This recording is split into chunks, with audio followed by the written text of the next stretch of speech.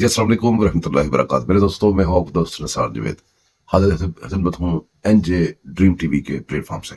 दोस्तों, बात करेंगे मक्खियों की बहुत किस्में हैं दुनिया में, लेकिन मिसाल के तौर पे सिर्फ दो मक्खियों की बात करेंगे। एक है शहद की मक्खी, फूलों पे बैठती है, वहां से कुछ अच्छी चीजें कलेक्ट करती है, कलेक्ट करके वो आके हमें प्रोड्यूस करके देती है क्या, हनी, शहद, जो कि हमारे लिए कई चीजों में शिफा का काम आता है, टेस्ट का काम आता है और बड़ी चीजों में काम आता है वो शहद, और इंसानियत के फायदे के लिए वो चीज बनती है। एक होती है गंदी मक्खी, जो गंद से पैदा होती है और वो गंद पे बैठती है, गंद ही सारी जिंदगी खाती है और किसी भी चीज में गिर जाए तो बीमारियां ताफुन फैलाती है और हमें ऐसे गलीज बीमारियां एक जगह से उठा के दूसरी जगह पे शिफ्ट कर जाती है। बैक्टीरिया एक जगह से उठाती है दूसरी जगह छोड़ जाती है, जिसकी वजह से इंसानियत को नुकसान पहुंचता है। दोस्तों, इसी मिसाल को सामने रखें तो हमारे मुल्क में भी ये मिसाल हमारे सामने है। बिल्कुल ऐसे ही गंदी मक्खी का काम एक इंसान कह लें या उसके पीछे कोई एक ग्रुप कह लें, एक ग्रुप, एक से ज्यादा ग्रुप कह लें, पर वो जो भी ग्रुप है वो इंसानियत, पाकिस्तान और इस्लाम का बेहतरीन दुश्मन है और सबसे बड़ा दुश्मन है। उस मक्खी की मिसाल इस तरह बन गई है कि किसी भी जगह पे इंसान के साफ अब नहा धो लें, कहीं आपके जिस्म पे जख्म हो, कोई गंदगी हो, तो वो गंदी मक्खी आके सीधी वहां पे बैठती, पूरा जिस्म छोड़ के। वो कभी साफ जगह पे नहीं बैठती, ना साफ सफाई से उसका ताल्लुक होता है। कोई ऐसा वाकया, कोई ऐसा वकूआ, कोई ऐसी बात आम जिंदगी में ऐसी नहीं रह गई जिसके ऊपर ये गंदी मक्खी जंप करके ना बैठे। अब हमारे कुछ दूसरे मुल्क में हमारे स्टूडेंट्स एक मसले में फंसे हुए हैं। बहुत दुख की बात है और ये इस तरह दुनिया को कंट्रोल करना चाहिए, उनको, अपने लोगों को, उस मुल्क को कंट्रोल करना चाहिए जो हमारे स्टूडेंट्स को इस तरह मार रहे हैं और जुल्म कर रहे हैं। तो हमारा मुल्क है उसको भी सपोर्ट करनी चाहिए। लेकिन पाकिस्तान की गंदी मक्खी उसके अंदर से भी ऐसे पहलू निकाल रही है जिससे कि रियासत को नुकसान पहुंचे। वहां से स्टूडेंट्स, इनके जो लोग हैं, वो वहां मौत के मुंह में बैठ के भी वही गंद मार रहे हैं, वही गंद फैला रहे हैं। कोई कहता है हमारे सामने इतने लोग मार दिए, जो भी हुआ, पर मर रहे हैं तो गलत हो रहा है, नहीं मर रहे तो उनको जबरदस्ती मारना भी गलत हो रहा है। बातें बहुत सोचने की है। इसी तरह अपोजिट चले जाए तो जो अच्छी चीजें प्रोड्यूस करने वाली, उनकी मिसालें भी बहुत सारी हैं। ये बातें मैं सोच रहा था जो मैं आपसे अभी बातें कर रहा हूं, तो मुझे एकदम फिर अपने बेहतरीन दोस्त, बड़े मेरे दोस्त बने हैं वो पाकपतन से अरशद अली अफरीदी साहब, उनकी मैंने वॉइसें आपके सामने लगाई। उनके इंटरव्यू में मेरी शौक होता है, मैं करता रहूं।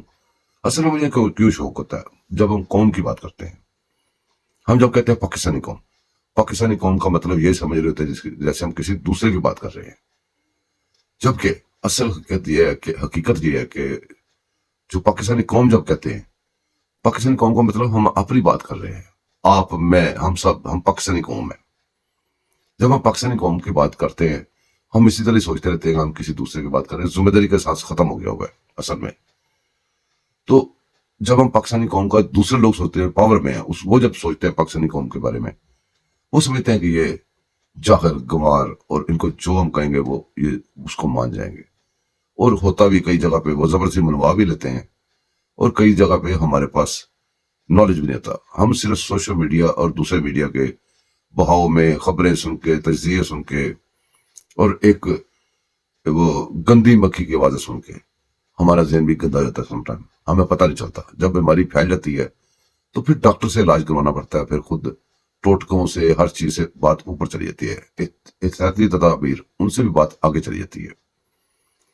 एहतियात तो हम की नहीं, हमने तो उसको गद्दी में खुला छोड़ दिया, वो हमारे जहनों में गई, उसने मीडिया टूल्स यूज किए और उसने हमारी दिमागों में वो जहर फूंक दिए गए जिसको हम नॉलेज करने लग गए हैं। पाकिस्तान दुश्मन हर बात को नॉलेज, पाकिस्तान के किसी इदारे पे भौंकने को नॉलेज, पाकिस्तान की जो रियासत है उसको नुकसान पहुंचाने की बातें करना नॉलेज, पाकिस्तान के ऊपर हमले अंदरूनी कर देने नॉलेज। ये कैसा नॉलेज है? ये जो वो गरीब किस्म का नॉलेज है जो तुम्हें मुझे चाह रहा है, इसके बरक्स जो रियल नॉलेज है उसकी आवाज दबाते हैं, उसकी आवाज दबा दी जाती है। अगर कोई अच्छी बात कर दे जो आम लोगों को समझ में आ जाए और उस बीमारी को फाका पैदा होने लगे, जो बीमारी उन्होंने फैलाई है, तो इनकी जान पे बनाती है।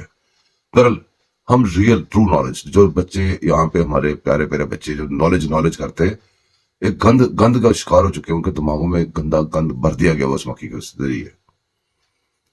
ان لوگوں کے لیے میں ایسا نالج ڈھونڈ کے لاتا ہوں جس کو ہم رد کر چکے ہیں۔ کیسے؟ عام حالات میں کبھی کسی دور سردہ علاقے میں، کسی بہت دور کسی گاؤں میں، کبھی کسی کی آواز یہاں پہ پہنچنے نہیں دیتے۔ جب آپ ان کی بات سنیں تو آپ کو اندازہ ہو کہ نالج کیا ہوتا ہے۔ آپ کو پتا ہو کہ آپ کی طرح بڑی بڑی یونیورسٹیز میں جا کے، بڑے بڑے کالجز میں جا کے، بڑی بڑی ڈگریاں حاصل کر کے جو آپ نے نالج حاصل کر لی ہے، اور جو نالج ٹرو نالج ہے، جو کہ بڑی دور کسی گاؤں میں، کسی دیہات میں، کسی شہر میں، چھوٹے شہر میں لوگ بیٹھے، ریئل نالج لے کے بیٹھے، جن کی آواز آپ نے روک لیتی ہے۔ میرا کام ہوتا ہے ان کی آواز آپ تک لے کے آنا۔ بات سننی آپ پہ ضروری ہے، عمل کرنا آپ پہ ضروری نہیں ہے، لیکن بات جو سنیں تو انصاف سے سنیں۔ جس طرح آپ وہ گندی مکھی کی بات سنتے ہیں، اسی طرح اچھی سائڈ والی بھی بات سن لیا کریں۔ یہ میرے دوست جو ہے نا، جن کا میں ذکر کرتا ہوں، ارشد علی افریدی صاحب، یہ پاکستان سے بہت پیار کرتے ہیں، دین اسلام سے بہت پیار کرتے ہیں، اور سب سے بڑی بات یہ ہے، یہ بھی میں آپ کو بتا دوں، میاں نواز شریف سے بہت پیار کرتے ہیں۔ اس کی ریزن میں نے پوچھی ان سے، انہوں نے کہا جی اس کے دور کی جتنے کام ہے وہ اگر نکال دے، باقی مجھے بتا دے، کوئی بندہ بتا دے باقی پاکستان میں کیا بچتا ہے۔ بہرحال یہ بھی آپ کو بات ان کی سن کے غور کرنا پڑے گا۔ ان کی باتیں سنتے ہیں بجائے ہم تو روز باتیں کرتے ہیں، ان کی باتیں سنیں، نالج، ٹرو نالج بھی سنیں آپ۔ اور یہ آپ نے جب ان کی باتیں سنی، یہ غور رکھنا ہے کہ یہ صحیح کہہ رہے ہیں، غلط کہہ رہے ہیں۔ صحیح غلط کا کیسے پتا چلے گا؟ اس کا یہ تقریروں سے نہیں پتا چلے گا، اس کا واٹس ایپ میسج سے، گروپ سے پتا نہیں چلے گا۔ اس کا اپنے گراؤنڈ ریئلٹی دیکھنی ہے۔ اگر وہ ایک بندہ آپ کو بیٹھ کے کہہ رہا ہے کہ فلاں بندے نے فلاں چیز کی، فلاں کام کیا، تو اس کا یہ ٹرو آپ نے دیکھنا نا، یہ سچ دیکھنا ہے کہ باقی وہ کام ہوا تھا، بات ختم ہو گئی۔ اب وہ بندہ کہہ رہا ہے کہ فلاں بندے نے فلاں ٹائم میں یہ کام کیا تھا، وہ ہوا بھی تھا، لیکن آپ کا آئیڈیا ہمیں شور ہو گیا، یہ تو یار پھر تباہی والی سائڈ پہ جانے والی بات ہے۔ بہرحال چلتے ہیں ہم ارشد علی افریدی صاحب کی طرف۔ بسم اللہ الرحمن الرحیم۔ میرے عزیز ہم وطنوں، کچھ باتیں ایسے ہیں جو عام عوام کو پتہ نہیں لگتی۔ دراصل 2013 میں جو پاناما کا ڈنڈورا پیٹا گیا، پاناما کیا تھا، کیا نکلا اس سے؟ 436 بندے پاناما لیکس میں تھے اور 435 کو سزا نہیں ہوئی، کچھ بھی نہیں ہوا۔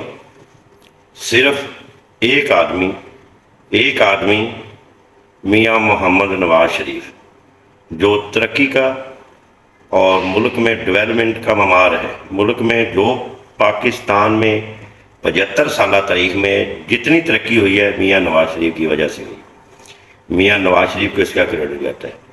اگر میاں محمد نواز شریف کا 2013 اور 2017 کا دور پاکستان کی تاریخ میں نکال دیا جائے تو پاکستان زیادہ تر کھنڈر نظر آئے گا۔ میں نے یہ بات اس لیے کی ہے کیونکہ 2013 میں ابھی میاں محمد نواز شریف کو اقتدار سنبھالے ہوئے صرف 4 ماہ ہوئے تھے کہ یہ پاناما لیکس کا ڈنڈورا پیٹ دیا گیا۔ اس میں میاں نواز شریف صاحب، میرے محبوب لیڈر، کا نام بھی نہیں تھا۔ ٹھیک ہے، اس کے بعد کیا ہوا؟ ماڈل ٹاؤن لاہور میں دھرنا دیا گیا، وہاں 17 لاشیں گرائی گئیں۔ اس کے بعد یہاں سے وہ دھرنا جلوس کی شکل اختیار کرتے کرتے اسلام آباد پہنچ گیا۔ اس وقت کے وزیر داخلہ چودھری نثار علی خان، جو اس وقت عمران خان اور اسٹیبلشمنٹ سے ملا ہوا تھا، اس وقت کی اسٹیبلشمنٹ سے ملا ہوا تھا، انہوں نے دھرنے والوں کو ڈی چوک میں جانے کی اجازت دے دی، اور ڈی چوک میں جا کر انہوں نے جو کچھ کیا، انہوں نے روڈ پہ قبریں کھودیں، انہوں نے روڈ پہ پورا کنجر خانہ کیا، شلواریں لٹکائیں، اور بہت برا کام بھی وہاں کیا گیا۔ پارلیمنٹ پہ حملہ کیا گیا، پارلیمنٹ کی جنگلوں پہ شلواریں لٹکائی گئی، پی ٹی وی پہ حملہ کیا گیا، اس کے بعد سپریم کورٹ پہ حملہ کیا گیا۔ سپریم کورٹ کے ججوں سے مرضی کے فیصلے لینے کے لیے ان دھرنوں کی وجہ سے دباؤ ڈالا گیا۔ اس وقت کے چیف جسٹس جناب محترم ثاقب نثار صاحب بھی PTI کمانڈ سے ملے ہوئے تھے. اس وقت کے DGI اور DGI ISI جناب جنرل فیض حمید بھی پوری طرح عمران خان کے ساتھ ملے ہوئے تھے. انہوں نے میاں محمد نواز شریف نے 2013 میں اقتدار سنبھالا، ابھی 4 ماہ ہوئے تھے کہ دھرنا دے دے. کون سی کرپشن کر لی تھی میاں نواز شریف نے 4 ماہ کے اندر؟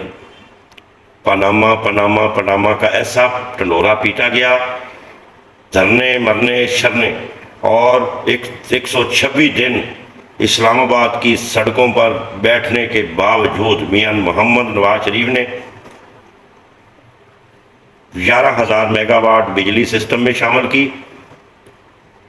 سی پیک کا منصوبہ لے کے آئے، JF تھنڈر طیارے منصوبہ لے کے آئے، ہسپتال کو دوائیاں عام دی گئیں. میاں محمد نواز شریف کے دور میں 4 سالہ 2013 سے لے کر 2017 تک چینی 50 روپے پر kg پر 4 سال کھڑی رہی. آصف علی زرداری دور میں 126 روپے ڈیزل تھا اور 119 روپے پٹرول تھا. پٹرول اور ڈیزل کو بیک گیئر لگایا اور پٹرول 64 روپے لیٹر پر لے کے میرا محبوب لیڈر آیا اور ڈیزل 74 روپے پہ میرا محبوب لیڈر لے کے آیا. یہ پاناما کیا تھا؟ کیا نکلا ہے پاناما سے؟ ہمیں بھی عوام پوچھتی، ہمیں بھی بتایا جائے.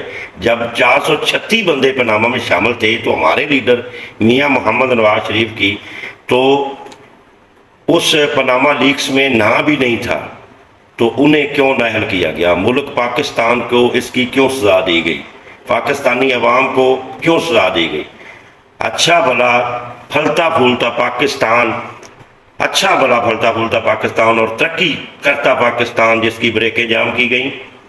IMF اور ورلڈ بینک اور دنیا کہہ رہی تھی کہ یہ پاکستان ایشین ٹائگر بننے جا رہا ہے. 2016 میں میں نے خود دیکھا کہ IMF کو میاں محمد نواز شریف نے خود خیر باد کہہ دیا تھا کہ جاؤ اب ہم آپ سے قرضہ نہیں لیں گے. میرے پاکستانی بھائیوں، پاکستان کے پاس ساتھ بار کھلواڑ کیا گیا، پاکستان کی ترقی کو روکا گیا، پاکستان کی عوام کے ساتھ زیادتی کی گئی. 2013 سے لے کر 2017 تک کوئی ذی شعور پاکستانی یہ نہیں کہہ سکتا کہ مہنگائی تھی. مہنگائی ختم ہو چکی تھی. ملکی زر مبادلہ کے ذخائر 23 ارب ڈالر کو کراس کر چکے تھے. اس کے بعد سٹاک مارکیٹ 54,000 کو کراس کر چکی تھی. کہاں تھی مہنگائی؟ کس بات سے عمران خان نے یہ دھرنوں کا یہ جو وویلا کیا، جو جھگڑا ڈالا ہوا تھا ملک کی؟ اصل میں عمران خان کے ساتھ ملک دشمن عناصر ملے ہوئے تھے. عمران خان کے ISI کے کچھ چند جنرل ملے ہوئے تھے. میاں نواز شریف کو گرانے کے لیے دبئی اسٹیبلشمنٹ، اسرائیلی اسٹیبلشمنٹ، امریکی اسٹیبلشمنٹ اور بھارتی ایجنسیاں، یہ سب ملے ہوئے تھے. آپ کہیں گے کہ دبئی کیسے ہو گیا؟ دبئی کو تکلیف تھی ہمارے سی پیک کے کمپلیٹ ہونے کی. اگر سی پیک کمپلیٹ ہوتا اور گوادر بندرگاہ ہماری چل جاتی تو الحمدللہ آج ہمارا ملک خود کفیل ہوتا. میرے پیارے پاکستانیوں، پاکستان کے ساتھ بار کھلواڑ کیا گیا.